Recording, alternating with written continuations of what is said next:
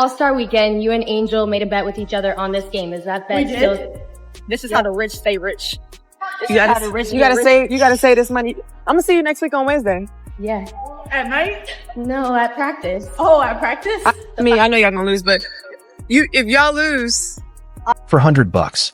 That's the number now sitting at the center of a storm involving two of the WNBA's biggest names.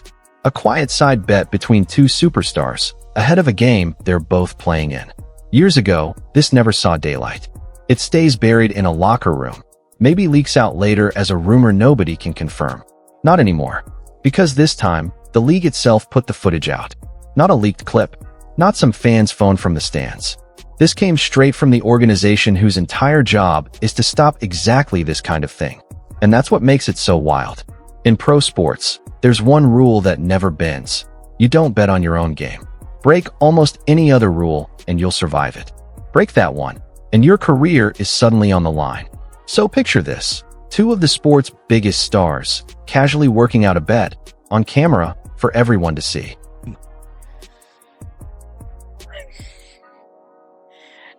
Wow. Clay Travis shared it. And guys, nobody keeps up with the gambling situations that are going on like Clay Travis. And that's exactly why this stopped being a funny locker room moment and turned into a real headache for the league. Think about how many people it takes to get a video like this posted. Someone comes up with the idea. Someone films it. Someone edits it, adds captions, exports the final cut. Then it lands on a PR manager's desk for approval before it ever goes live. That's multiple trained professionals, people paid to protect this league's image. Watching Angel Reese and Paige Bueckers talk about betting money on their own upcoming game. And not one of them stopped it. Nobody said, wait, this breaks our own rules. Instead, they saw cute content. Good engagement. They missed the one thing they were actually hired to protect. Here's the irony. The WNBA is fighting hard right now for bigger TV deals, more respect, more money. And meanwhile, their own team just treated a gambling violation like a fun blooper reel.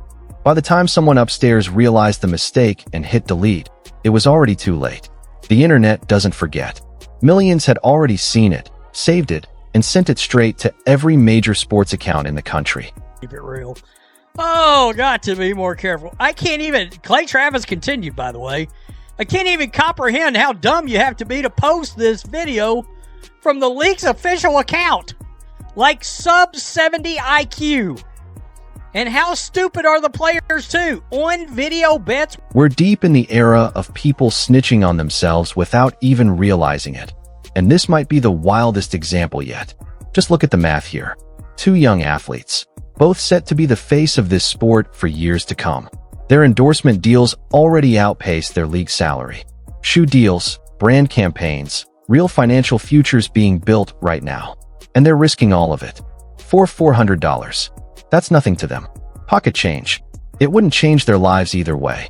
Yet somehow, they still negotiated this bet with a microphone right in front of them. That's not just bad luck. That's either overconfidence or a serious lack of media training. And either way, it should worry every executive with money riding on these two. The golden rule for athletes has always been simple. If you're going to bend the rules, don't film yourself doing it.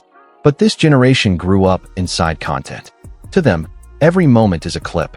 Every joke is potential footage. They're so focused on being real and relatable for their fans that they forget they're still bound by contracts that don't care one bit about likes or views. Own rules! Like both of these players probably should be banned for life. That's how serious this is. Oh, but it's just joke. No. Right on cue, the diehard fans jumped in to defend it. It's just a joke. They're friends. No real money's changing hands.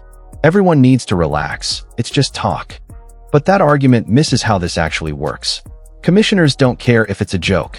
Compliance officers don't care about your sense of humor. There's no just kidding clause in the rulebook. League agreements are clear. You can't bet, talk about betting, or do anything that even hints the outcome of a game might be influenced. Intent doesn't matter. Perception is everything. Because the whole business of pro sports runs on one promise. The games are real. The second fans start wondering if outcomes are being shaped by side bets, that trust is gone. And so is the product. There's no gray area here. Same way you don't joke about a bomb at an airport, you don't joke about betting on your own game while wearing your league's jersey. The rulebook has zero patience for humor on this one, and history backs that up completely. Shown. Players in the NFL have missed entire seasons for this. Legit the dumbest move potentially in social media history by a sports league to post this. Yeah, Pete Rose is... History has a long list of athletes who thought gambling rules didn't apply to them, and every single one of them learned the hard way. Start with Pete Rose, one of the greatest hitters the game of baseball has ever seen. The all-time hits leader, a true legend on the field. And yet, his name will never appear in the Hall of Fame. Why? Because he bet on his own team. Didn't matter that he bet on them to win. The moment he touched a bookmaker while still playing the game, his career was over. Forever. And you don't need to go back to the 1980s to see this play out. Just look at the NFL over the past few years. Calvin Ridley lost an entire season and millions of dollars because he placed a parlay bet while away from his team. Half a dozen other players got hit with suspensions just for opening a betting app inside a team hotel. The NFL didn't care how talented these guys were. They protected the shield. No exceptions. If the WNBA wants to be treated like a real, major professional league, it has to start enforcing its rules like one. Because right now, what we're watching isn't just a locker room slip-up. It's starting to look like something much bigger, something closer to what college football saw decades ago with SMU. Back then, the program wasn't just bending NCAA rules, they were openly ignoring them. Boosters were paying players through a slush fund, and they were so confident nothing would happen that they never even bothered hiding it. The NCAA's answer: the death penalty. They shut the entire football program down. It took nearly 30 years for that program to recover. Nobody's saying the WNBA needs to shut down over one deleted video. But the principle is the same. When an organization's own system fails so badly that it ends up broadcasting a violation of its most important rule, a small fine isn't going to cut it. You need something big enough to remind everyone, players, coaches, executives, that the rules still mean something. Because right now, the league is looking less like a serious professional operation and more like it's being run without any real oversight at all. And this isn't just a rulebook problem anymore. This goes way beyond a fine or a suspension. We're talking about something that catches the attention of federal regulators. Sports betting today isn't some underground hobby. It's a massive, tightly regulated industry. Companies like DraftKings, FanDuel, and BetMGM are publicly traded, handling billions of dollars every single year. State gaming commissions track every bet, every line movement, down to the smallest detail. Because the money involved is so enormous, there's zero room for anything that even looks like corruption. So when players are caught talking about betting on their own games, it sets off alarms across the entire betting industry. Sportsbooks have to ask themselves, can we even trust these lines anymore? And if bookmakers start pulling odds off the board because they're worried about integrity, the league loses one of its biggest sources of modern revenue and fan engagement. Federal investigators don't look at a clip like this and see a joke. They see the possibility of players influencing a market that's regulated by law. That's how serious this actually is. And somehow, the league still finds a way to make things worse for itself.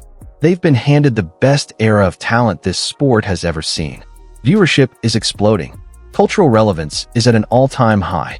And instead of protecting that momentum, the people running things behind the scenes keep finding new ways to trip over their own feet. Yes, the players are responsible for having that conversation in the first place. But turning a quiet mistake into a national headline, that's on the league. If that camera never gets pointed at them, if that footage stays in the editing room where it belongs, nobody outside that circle ever hears about this bet. But the desire for clicks, the temptation to lean on star power for engagement, won out over basic judgment. They wanted the views. They wanted people talking. And in doing exactly that, they handed their biggest critics a textbook gambling violation, filmed, edited, and published by their own hands. It's almost impressive how badly this was mishandled.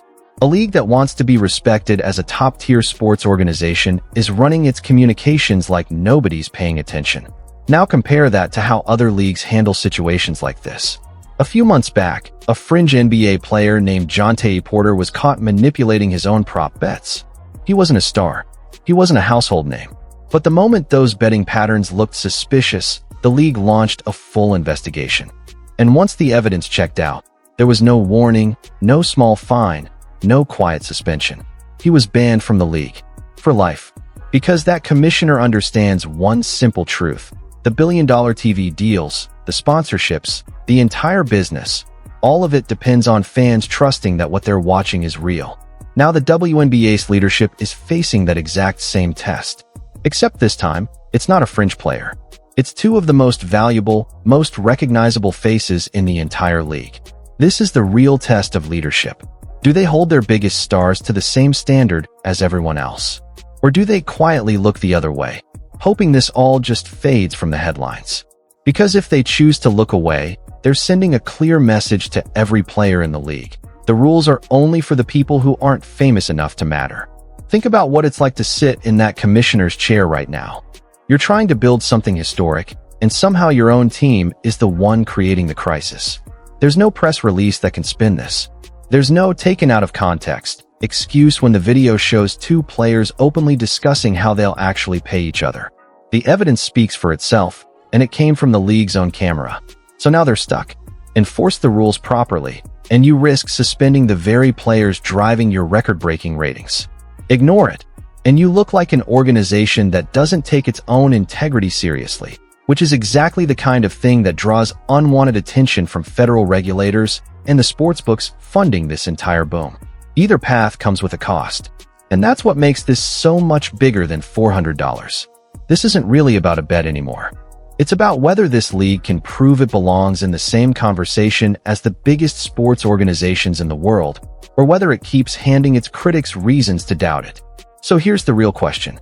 Does this league have the courage to hold its biggest stars accountable, the same way other leagues have? Or does talent and popularity buy you a pass? Drop your take in the comments. Do you think they'll actually follow through with real consequences? Or will this quietly disappear in a week? And if you want to see how this story plays out, stick around, because this is far from over.